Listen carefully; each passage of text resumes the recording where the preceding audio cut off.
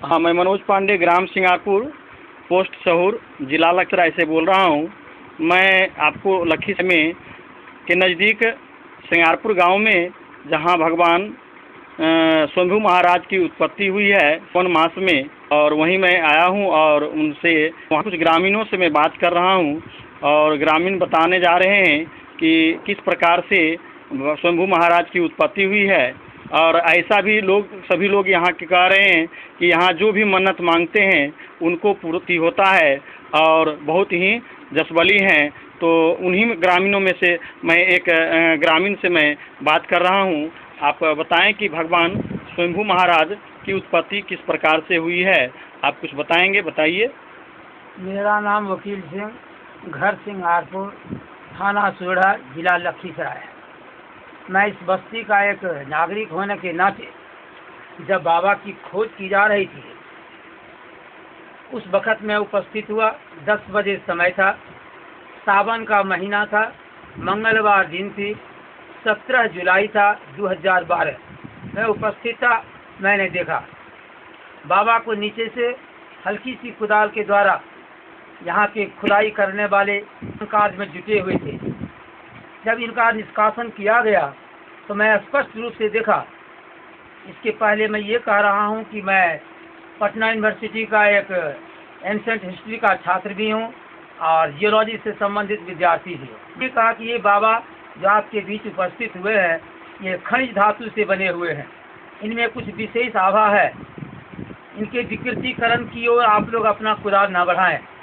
इनका अच्छी तरह से स्नान ध्यान करने के बाद हम लोग देखे कि इनके अंदर एक विशेष प्रकार की ज्योति निकल रही है। कुछ दिनों के बाद एक महात्मा आए और कहें कि ये ज्योतिर्मय शिवलिंग है। और जिस शिवलिंग को आप देख रहे हैं ये कोई मामूली शिवलिंग नहीं है। गंगा से 1 किलोमीटर दक्षिण यह जो लाल छोटी सी पहाड़ी है उसके पूर्वी और दक्षिणी छोर पर जो शिवलिंग आपके पास 16 मूर्तियों के साथ उपलब्ध है, ऐसा मूर्ति संपूर्ण भारत में कहीं नहीं है। यह मूर्ति खनिज धातु से निर्मित है और जितना भी मूर्तियां हिंदुस्तान में धार्मिक क्षेत्र में शिवलिंग से जुड़े हुए हैं वो सब बसाल्टिक पत्थर का बना हुआ है। मैं यकीनन जियोलॉजी के स्टूडेंट होने के नाते ये वाणी आपके समक्ष रख रहा हूँ। अब ऐतिहासिक दृष्टिकोण से देखा जाए, जब हमारे बीच पटना जायसवाल शोध संस्थान के पदाधिकारी पहुँचे तो इनका कुछ भग्नावशेष से बर्तन लिया गया, कुछ यहाँ का ईंटा लिया गया और जांचों उपरांत उन्होंने पाया कि ये 4000 वर्ष से भी पुराना इनका अवशेष यहाँ पड़ा हुआ है। मुझे भी पूर्ण विश्वास हो रहा है यह जो ज्योतिर्मय शिवलिंग है ये त्रेता युग का शिवलिंग है। जिस वक़्त हमारे श्रृंगी ऋषि बाबा जो रामचरितमानस में महाकवि तुलसीदास जी ने श्रृंगी ऋषि का जो नामकरण किया है उनसे ये जुड़े हुए हैं। उन्हीं का ये सिद्धि स्थल है। उन्हीं का बर्तन जो भग्नावशेष के रूप में मैं पेटी में रख चुका हूँ उसको देखकर आप लोग पता लगा सकते हैं यहीं के श्रृंगी ऋषि बाबा थे। कुछ इतिहास के आधार पर मैं ये भी वाणी रख सकता हूँ, जब सम्राट अशोक का राज्य हुआ, मौर्यकालीन जब राज्य हुआ तो भगवान बुद्ध का धर्म प्रचार हुआ।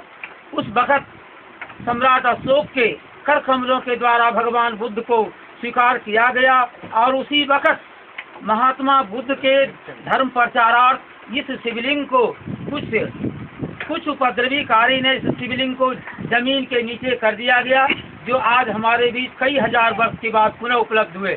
ये पहाड़ी बतलाता है, उत्तर से दक्षिण की ओर जो छोटी सी पहाड़ी है, नग्न हालत में ये पहाड़ी है, लाल पहाड़ी है। इसमें महात्मा गौतम बुद्ध का अनेक स्थानों पर उत्कीर्ण किया हुआ मूर्तियां दिखाई पड़ रही है। उसके ऊपर पुरातत्व विभाग ने पाया कि जो लिखावट बनी हुई है वह ब्राह्मी लिपि में है, पाली लिपि में लिखा हुआ है। और उस आधार पर मैं ये कह सकता हूँ कि महात्मा बुद्ध गौतम बुद्ध से ये स्थान पूर्ण रूप से जुड़ा हुआ है।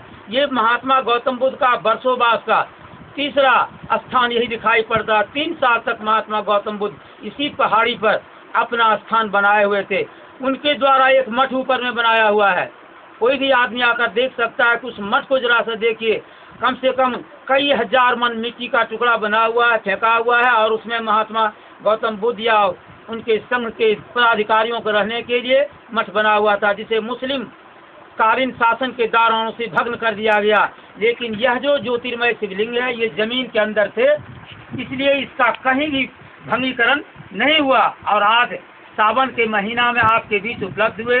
और यह ज्योतिर्मय शिवलिंग अजूबा शिवलिंग है। भिन्न भिन्न एंगल पर, भिन्न भिन्न क्षेत्र से अगर इनका चित्र लिया जाता है तो मोबाइल पर भिन्न भिन्न रूप में ये दर्शित होते हैं। कभी नाग दिखाई पड़ता है, कभी बल्ब दिखाई पड़ता है, कभी गंगा माता का रूप दिखाई पड़ता है, कभी गणेश जी का रूप उसमें दिखाई पड़ता है, कभी चूहा का भी रूप उसमें दिखाई पड़ता है। दर्शकों, मुझे पूर्ण विश्वास है जब ये एक दंत दयावंत जो गणेश जी का मूर्ति है, उस गणेश जी को मूर्ति को जरा सा देखा जाए तो उसमें नाग का माला आपको गणेश जी की मूर्ति में पड़ा हुआ है। वह तो और सुंदर दिखाई पड़ता है। गणेश जी का मूर्ति वह स्पष्ट शो कर रहा है और शिवलिंग में भी जनेऊ का धागा बनाया हुआ है। इन सारी मूर्तियों के दृष्टावलोकन से मैं पूर्ण आश्वस्त हूँ कि यह ज्योतिर्मय शिवलिंग हिंदुस्तान का पहला शिवलिंग बना होगा। भारतीय सभ्यता संस्कृति का यह पहला प्रतीक होगा, जिसे मौर्यकालीन सभ्यता के दौरान, शासन के दौरान इसे छिपा दिया गया और आज आपके बीच उपलब्ध है। यह वही स्थान है जहाँ महात्मा श्रृंगी ऋषि के से मांगने के लिए हमारे अयोध्या नरेश राजा दशरथ पुत्र हेतु के लिए कामना किए थे। इसी गंगा के किनारे 1 किलोमीटर की दूरी पर उनको वो फल दिया गया जिस फल के सहारा से उनके वंश में आपको पूर्ण ब्रह्म परमात्मा जो चतुर्भुजी भगवान है उनको मानव रूप धारण करना पड़ा है। यह वही स्थान है। यहीं श्री राम का मुंडन हुआ था। माँ जानकी चारों भाई के साथ, राजा दशरथ के साथ यहाँ सब उपलब्ध थे। धन्यवाद। इससे ज़्यादा और मैं कुछ नहीं कर सकता। धन्यवाद।